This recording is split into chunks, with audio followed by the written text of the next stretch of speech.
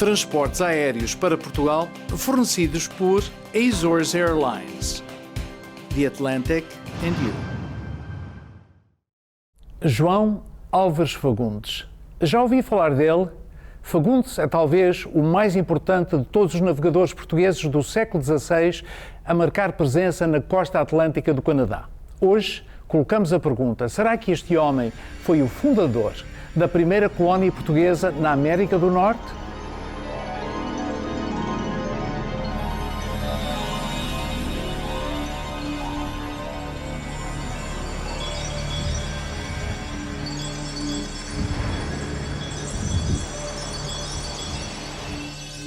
Younger would have been the settlement? It's possible that they settled over there. Em 2002, o historiador canadiano Ken Donovan entrevistou o arquiteto do campo de golfe de Ingonish, na ilha do Cabo Bretão, que lhe relatou uma história fantástica. I conducted this interview in 2002. Fiz esta entrevista em 2002. Jeff Cornish era um famoso arquiteto de campos de golfe que ajudou Stanley Thompson a planear este campo entre 1936 e 38. E ele disse-me ter encontrado um cemitério português no outeiro aqui atrás de nós. On the drumlin right behind us. I knew it was Portuguese because he told me so. Sabia que era português porque ele assim me afirmou. Além disso, existe uma considerável tradição oral na comunidade. Um ancião nativo, Peter Daphne, dizia que este era o tal cemitério, como lhe teria relatado o pai, chegado aqui na década de 1830. Portanto, existe uma longa tradição oral na comunidade de que este é um cemitério português. Um cemitério português do século XVI nos confins do Canadá Atlântico? Quem poderá estar aqui sepultado? I've been told that this is the site. Disseram-me que este é o local do cemitério português de Fagundes, da década de 1520. Right here in this location. Donovan refere-se a João Álvares Fagundes. Ele e alguns colegas historiadores ligam a existência deste cemitério ao explorador português que, segundo eles, terá visitado este local e fundado uma colónia por volta de 1520, constituindo esta, assim, a primeira comunidade fixa de europeus na América do Norte. Mas será isto verdade? Do outro lado do Atlântico, as opiniões divergem. Não há a certeza de que tenha havido uma fixação de indivíduos lá.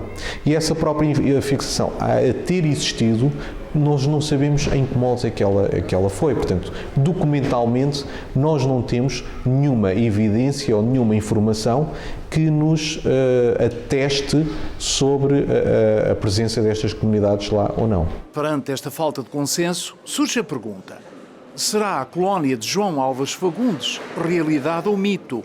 Verdadeira ou imaginada?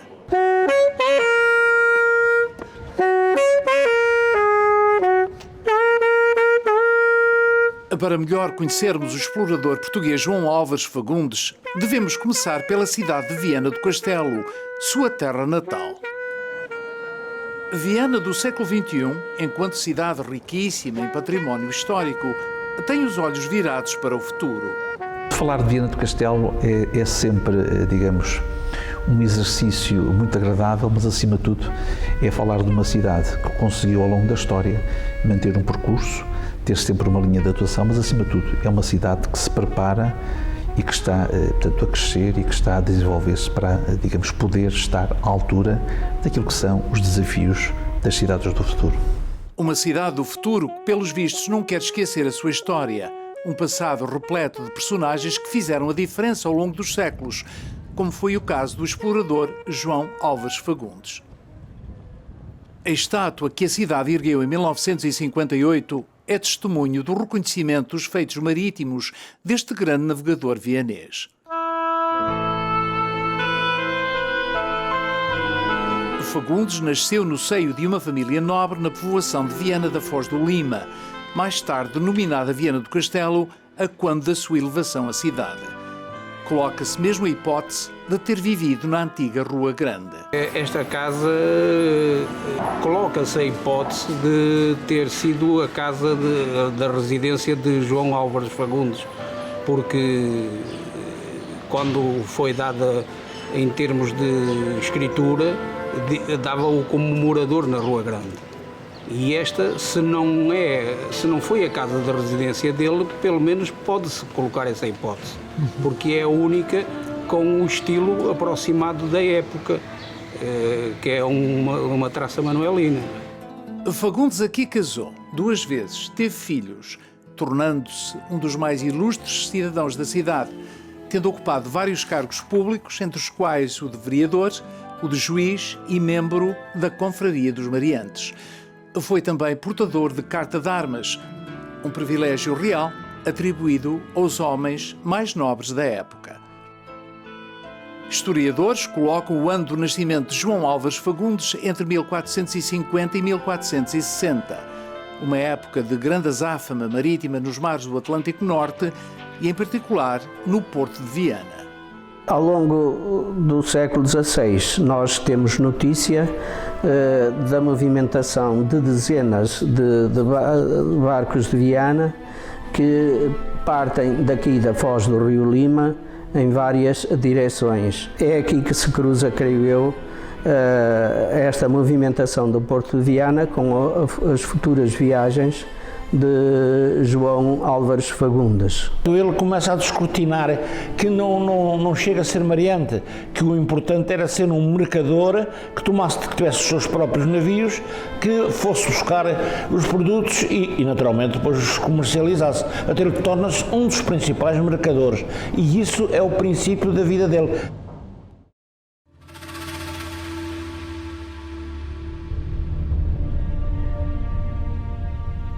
A partir dos inícios do século XV, Portugal enfrentava alterações profundas de caráter político, social e económico. Todos os segmentos da sociedade tinham interesse na procura de novas terras e de novos mercados. Esta realidade levaria o país a considerar oportunidades de expansão. Num contexto medieval no qual ainda vivíamos, eles pretendem terras, pretendem formas de sustento, pretendem legitimar a sua nobilidade também. E, portanto, há um conjunto de motivações internas, inclusivamente o clero também, mas há um conjunto de motivações internas que são transversais a toda a sociedade portuguesa. Portanto, se nós, em qualquer estrato da sociedade portuguesa da época, qualquer indivíduo teria seguramente um conjunto de motivações muito importantes para abarcar um projeto destes. E é disso que estamos a falar, é um projeto. É um projeto nacional, este projeto de expansão acaba por ser um projeto nacional, não apenas do grupo social, mas do rei, do clero, da burguesia, inclusivamente do povo que acaba por abraçá-lo. Para assegurar esta expansão num ambiente de paz, Portugal viria a assinar um acordo com a Espanha em 1494, o chamado Tratado de Tordesilhas, segundo o qual os dois países acordavam dividir entre si as terras descobertas e por descobrir fora da Europa. Em Portugal, estabelecera-se um sistema duplo de explorações marítimas, umas patrocinadas pela coroa, fielmente documentadas, e as outras, explorações de particulares, como foi o caso das viagens de João Álvares Fagundes, das quais não era exigido qualquer registro escrito. Alguns historiadores mantêm que este sistema, a par com um certo segredismo entre concorrentes, é o principal responsável pela falta de provas documentais, especificamente em relação à colónia de Fagundes.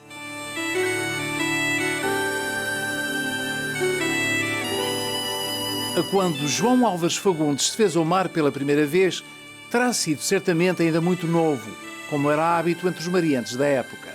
Será lícito conjecturar que perseguiu com tenacidade e persistência as rotas dos mares nórdicos das costas canadianas, guiado não só pelo seu espírito de empreendedorismo, mas também por ideais além do ganho comercial.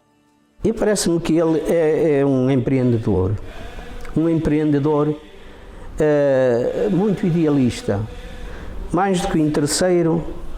Ele, interesseiro, isto é, desejoso de obter lucros e receitas, ele deseja fazer grandes feitos.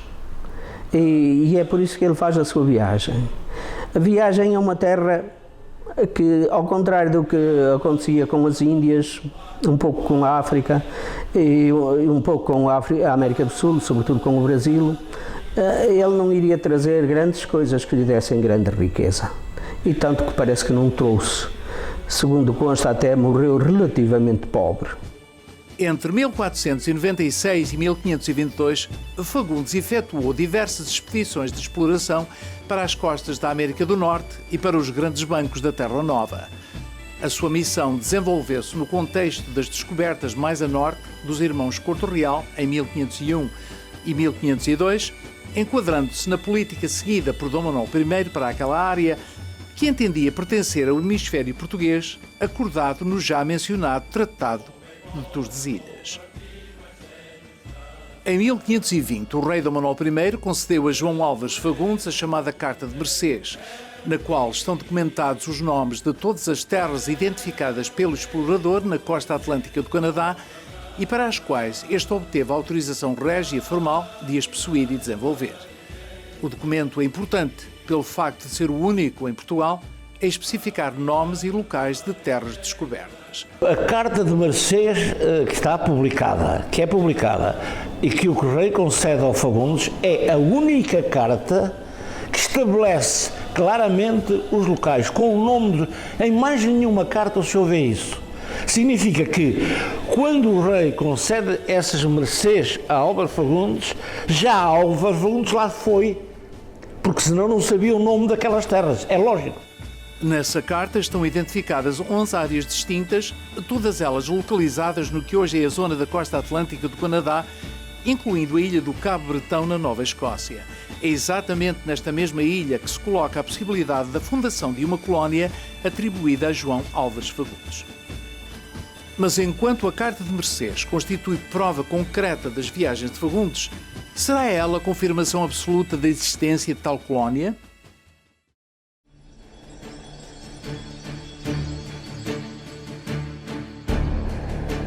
De maneira geral, a Portugal do século XVI testemunhou mais viagens de procura ao bacalhau ou de comércio com os ameríndios do que propriamente tentativas de colonização permanente.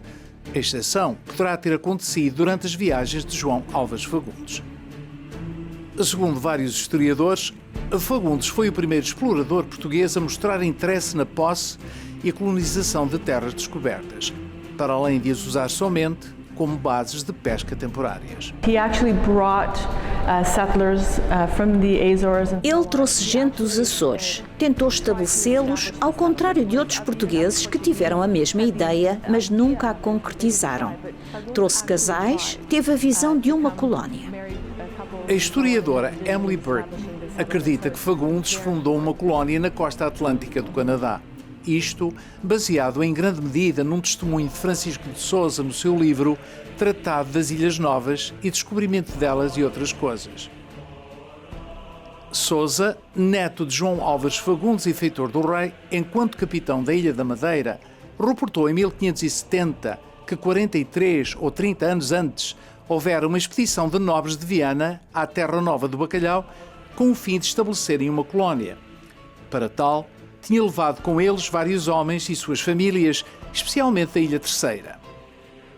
Teriam chegado à América do Norte com uma nau e uma caravela, e por terem considerado a costa da Terra Nova muito fria, teriam rumado de nordeste a sudoeste e por ali ficaram, acabando eventualmente por perder as suas embarcações.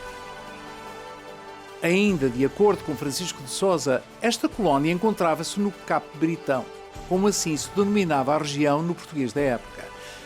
O historiador Tenente Bruno Neves levanta dúvidas quanto ao testemunho de Sousa sobre a questão de uma colónia portuguesa. É um documento que é escrito sobre cerca de 50 anos sobre algo que teria sucedido.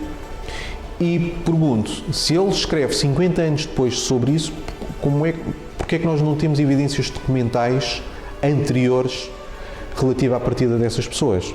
É uma possibilidade, mas como disse, ele escreve 50 anos sobre um facto que eventualmente terá acontecido. Mas o testemunho de Francisco de Sousa, em conjunto com a história oral sobre o já mencionado cemitério português na ilha do Cabo Bretão, são prova suficiente, diz a doutora Emily Burton, apontando para a zona de Ingonish como o provável local escolhido por Fagundes para fundar a sua colónia. Ingonish é o mais provável local, Cabo Bretão de certeza, não o Vale de Anápolis ou a Terra Nova, como já foi sugerido. A afirmação de Emily Burton é apoiada por Ken Donovan, o historiador que nos falou inicialmente do cemitério português em Enganes. Enganes was renowned as a place of abundant codfish. Enganes era famosa pela sua abundância de bacalhau, uma terra maravilhosa. Estamos num vale com um magnífico solo arável e assim eles podiam pescar e praticar a agricultura o ano inteiro. And farm for basic sustenance throughout the year.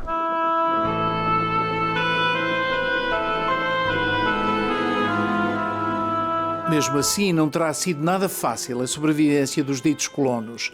Tendo perdido as suas embarcações, estes terão suspendido toda a comunicação com a metrópole, nada se sabendo deles até mais tarde, através de pescadores bascos que visitaram a região.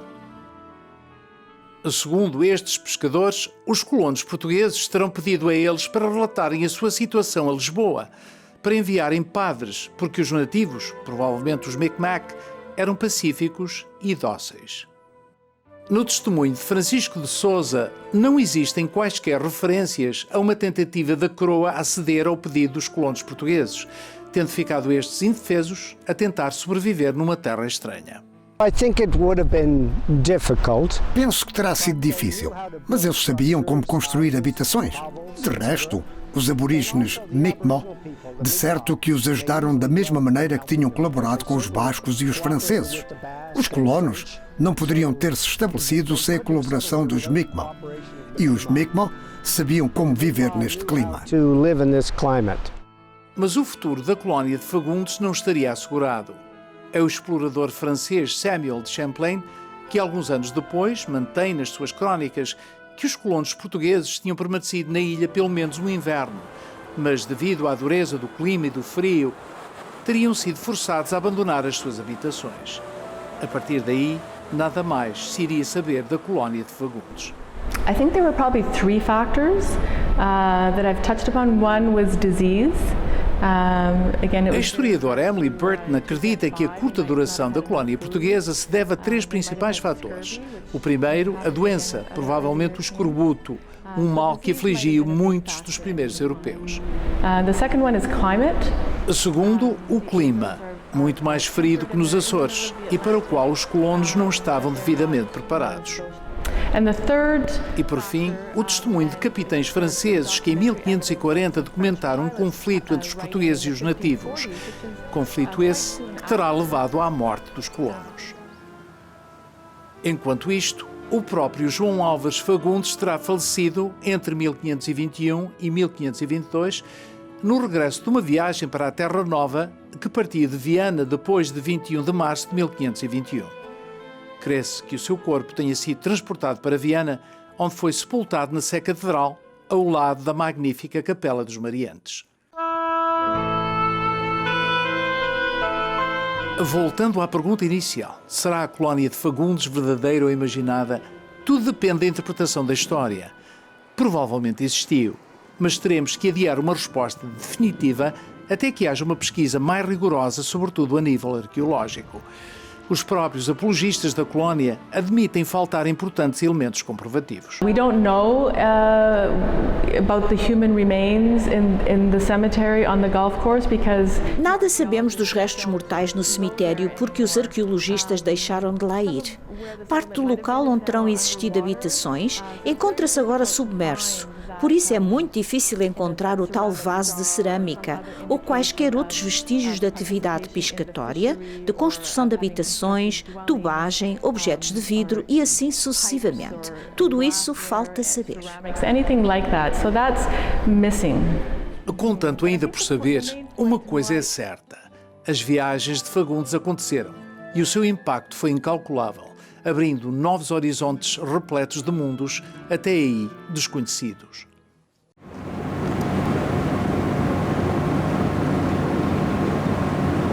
Vejo aqui a tirar uma fotografia a este monumento. De onde lhe vem o interesse? Eu estou no navio Escola Sagres e quando soube que vinha aqui para Halifax, que existia um monumento, não sabia ao certo o que era, do Álvares Fagundes, e vim aqui dar uma corrida aqui junto à zona ribeirinha, ao waterfront, e daí aqui deparei com umas cruzes de Cristo, portanto calculei que fosse o monumento do António Fagundes. António, João, qualquer que seja o seu nome. Num mundo em que cada vez menos se conhece a história, o que conta afinal é um mínimo de interesse pelos feitos extraordinários dos que vieram antes. O nosso maior feito como povo é de facto ter feito os descobrimentos, sejam para o continente europeu, seja o conhecimento da costa africana ou a chegada ao Oriente, a criação do primeiro império global. Portanto, é orgulho que existe um português aqui na Nova Escócia que tem aqui o seu nome, aqui no Waterfront. Este sentimento de orgulho é partilhado por Jack Leitão, um luso-canadiano a residir na área de Halifax, que participou no projeto de construção do monumento dedicado a Fagundes. A ideia do monumento ao Fagundes partiu do Sr. Edmundo Diniz, um americano português estacionado em Bedford, Massachusetts. E ele entrou em contato comigo se eu estava interessado em pôr aqui o monumento. E ele próprio arranjou um pedreiro, um homem que trabalha nessas coisas, para construir o monumento. O monumento foi construído lá em Massachusetts, em New Bedford, e enviaram-no para cá. Sem dúvida, tive muito prazer em saber que o João Álvares Fagundes veio para esta zona em 1520, esteve aqui a fazer um mapa da área e tentar talvez fundar ou formar uma colónia portuguesa, e nós agora no tempo de hoje, depois de 500 e tal anos, viemos mesmo portugueses para aqui, para Halifax, em Nova Escócia, formar uma comunidade portuguesa que está viva e real, e seguindo assim os passos do Fagundes.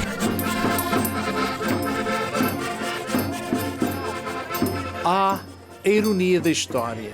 Uma ambígua colónia do século XVI torna-se finalmente uma realidade palpável com a presença de uma comunidade luso-canadiana a partir dos meados do século XX. É difícil escapar às comparações. Foi muito mais fácil chegar ao Pier 21 na década de 50 do século XX do que chegar a Inverness no século XVI. Mas há continuidade na história no que diz respeito ao interesse dos portugueses em vir para esta terra, agora chamada Canadá. Há também continuidade no facto de que muita gente veio dos Açores. Os portugueses poderiam ter permanecido aqui desde o século XVI.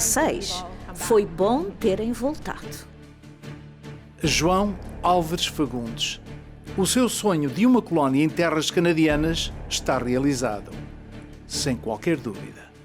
Colónia no sonho. A epopeia de João Álvares Fagundes continua a inspirar a comunidade portuguesa deste país, a fazê-la sonhar cada vez mais alto. Mas essa é uma história para outra ocasião. Até à próxima.